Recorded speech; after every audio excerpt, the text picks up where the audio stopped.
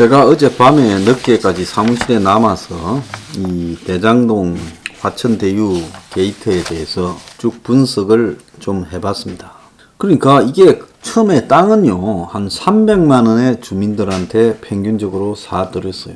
그래가지고 그 땅이 이제 화천대유한테 넘어간 것은 얼마냐 하니, 화천대유는 그 땅의 15개 구역 중에서 5개 구역을 샀습니다. 그래서 화천대유가 이 건설하고 매입 비용으로 은행에 파이낸싱을 받아가지고 한 5,700억을 쓴 걸로 보여요.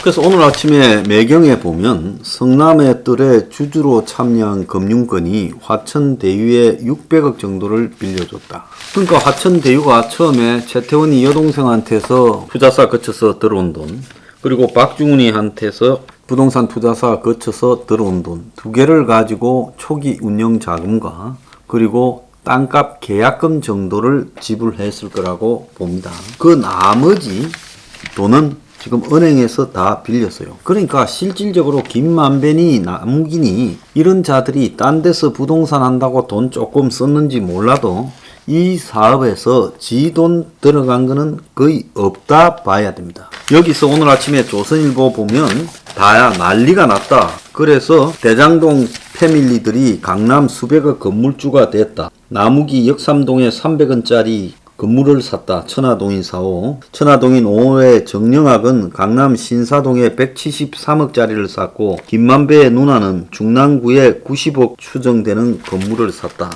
등 난리가, 돈잔치가 난리가 났습니다. 그런데 이 자들이 여기서 끝내는 게 아니라 안양 박달동 화천대유가 거기 사업자로 1조 1000억짜리 규모에 또 끼어 들어갔고, 포천시의 내리 도시개발에도 유한기라고 전 성남개발공사 본부장을 하던 자가 현 포천개발공사 사장인데 이 사업에 관여되어 있고, 평택의 현덕지구 개발 사업, 저한테 제보가 많이 들어왔어요. 대장동의 판박이다라고 하며 평택항 현덕지구에 스마트 물류단지를 만드는데 여기에도 화천대유와 똑같은 방식으로 추진하고 있다. 이런 일들이 지금 쭉 보도가 됐습니다. 그리고 화천대유 임원은 퇴직금이 100억이다라고 이야기를 하고 있어요. 최근 이랬는데 퇴직금이 100억이다. 자, 입막는 돈이라고 봐야 되겠죠.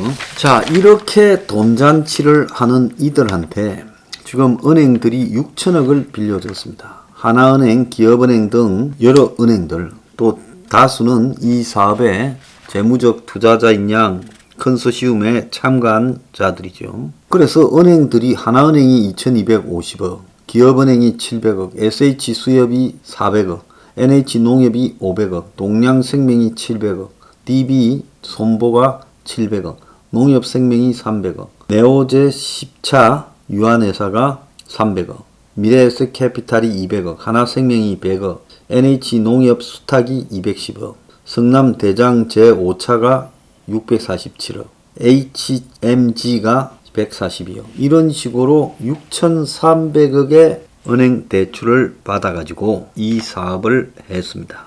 그러면서 이것들은 300만원의 토지 수용해가지고 화천대유가 자기들이 땅을 불화받을 때 구획 정리한 땅을 1250만원에 받았습니다. 다른 시행자는 평당 1936만원에 받았어요. 화천대유는 근 700만원이 싸게 땅을 받았습니다. 그러니까 이 다른데 65% 수준의 땅을 받았지요.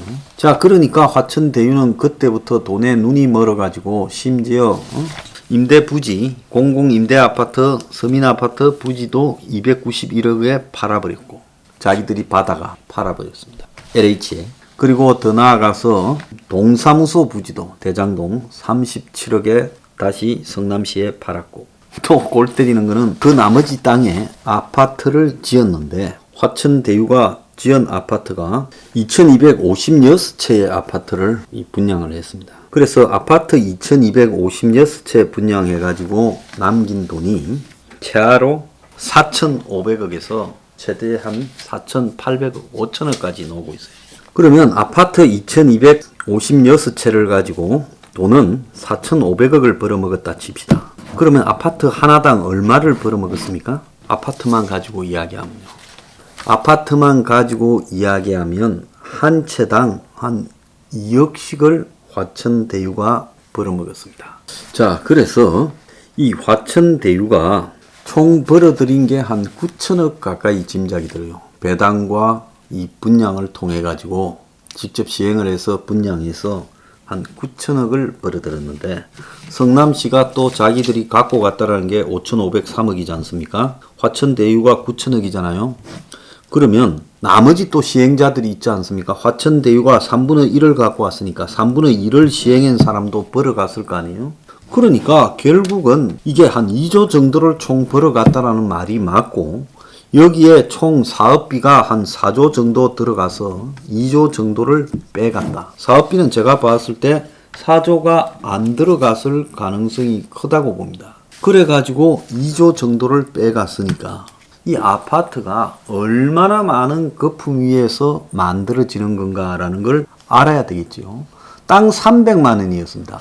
땅 300만 원짜리를요, 제가 좀 이런 거 해봐서 압니다. 그 토건 해가지고 땅을 사서 그 다음에 거기에 이제 불도저 이런 걸 가지고 쭉 밀어요. 밀어가지고 토지 다져서 대지로 만들지 않습니까? 그거 평당 100만 원도 안 들어요. 떡을 쳐요. 그러면 400만 원이면 단지를 갖다가 만들 겁니다. 평당 400이면요. 그러면 평당 400에다가 저기에 건축비를 우리가 뭐라고 했습니까? 350만 원이면 짓는다 하지 않았습니까? 그러면 평당 400에 350에서 지으면 대장동 저부지에도 750만 원의 아파트를 지을 수 있었다는 겁니다. 그러니까 이재명이가 2014년에 1월 달에 처음에 자기 사업의 정당성을 이야기할 때 1,100만 원대의 평당 분양을 하겠다 했는데, 실제로 2018년에 보니까 지금 2,100만 원대의 분양을 해서 2배 가까이 분양을 했고, 그 중에 이제 도시생 생활주택이라는 낮은 층의 빌라 같은 주택은 무려 3,500만 원이 넘는 가격으로 분양을 했어요. 이거는 70평방미터대가 10억, 그리고 80평방미터대가 3억 정도로 분양이 되었다고 합니다. 그러니까 솔직히 말하면 언뜻 눈으로 봐도 아파트가 거의 더블 장사를 해먹는다. 근데 여기에 등장하는 성남 도계공이나 또 화천대유나 기타 시행자들은요, 이것들은 자기가 실제로 이 일에 관련해서 그냥 중간에 쓸데없이 끼어들어서 해먹는 겁니다. 이걸 진짜 공영 개발을 하겠다면 사업 시행자인 성남의 뜰이나 또 더 나아가서 화천대유나 또 다른 시행자들이 다 필요가 없죠. 이것들이 무슨 삽질을 합니까? 세멘트를 바르기를 합니까? 아무것도 안 하고 중간에서 뜯어먹은 게 이 정도예요.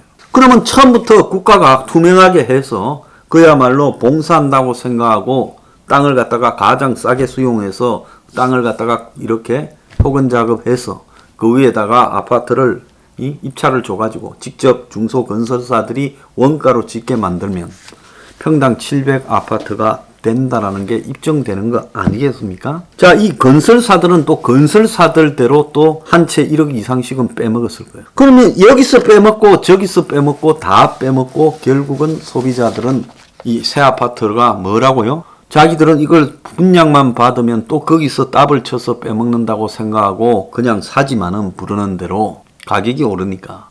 그런데 알고 보면 그건 정말 거품 가격을 산 거다라는 게 입증되는 거죠. 그렇지 않겠습니까? 그래서 대한민국의 모든 부동산 개발이 이번에 나타난 김만배나 남욱이나 이런 자들이 변호사 다 끼고 사회상류층들이 이 시행사업에 지자체나 정치인들 끼고 끼어들어서 그래서 좋은 명분으로 포장한 다음에 이걸 얼마나 도둑질 해먹는가를 이재명이가 시장으로 있을 때 자기가 가장 역점을 두어서 성남시에 공익 환수하겠다는 이 대장동 개발에서 그 사례를 보여줬다는 겁니다.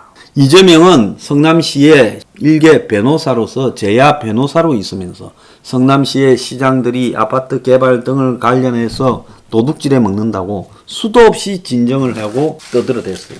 자, 이재명은 이 성남 파크뷰 개발과 관련해서 이거를 폭로했다가 지금 구속된 전력이 있습니다. 2002년에 성남 파크뷰 개발 특혜 비리를 폭로했다가 검사 사칭 공무원 사칭으로 구속된 전력도 있어요. 그리고 또 전직 그 김병량 시장입니까? 이 사람이 구속되는데 이재명의 제보 등이 큰 역할을 했습니다. 그래서 이재명은 되고 난 뒤에 이런 성남의 땅 개발과 관련돼서 모든 이익을 투명하게 시민들에게 돌려주겠다고 하면서 이런 부정부패한 부동산 개발을 둘러싼 커넥션을 청산하는 장본인인 양 하고 지금 등장을 했어요. 자, 그런데 그가 기획하고 만드는 지발로 기획을 했다고 지 신복들이 다 핵심으로 들어가서 이 사업을 시행하는 업자들과 판을 짠 거 아니겠습니까? 남이 했겠습니까?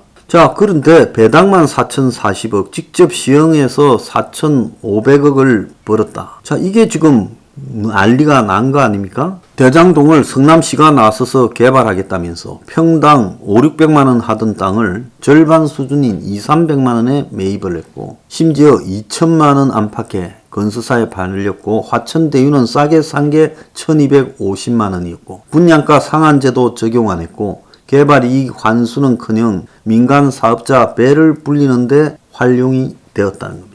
자, 겉으로는 화천대유 천화동인 대동사회를 이야기를 하면서 이들이 지금 벌어먹은 것은 이건 뭐냐는 겁니다. 이재명은 이런이라도 부정한 게 있으면 사퇴하겠다라고 했지만은 불로소득을 환수한 게 치적이라고 하지만 결과는 이재명이 이런 대한민국의 당군 이래 최대 부동산 비리 게이트를 만드는 장 본인이 돼버린 겁니다. 지가 지금까지 청년 배당, 무상교복, 기본주택, 기본소득 등 포퓰리즘을 지향하면서 그렇게 서민들을 위한다고 해놓고 여기에서 지금 지 책임하에 저지른 부동산 개발이 이 모양이 됐다는 거는요. 이재명이 이 정도니 대한민국의 모든 부동산 개발은 다 거품이고 헛거다라고 국민들이 느끼지 않겠습니까?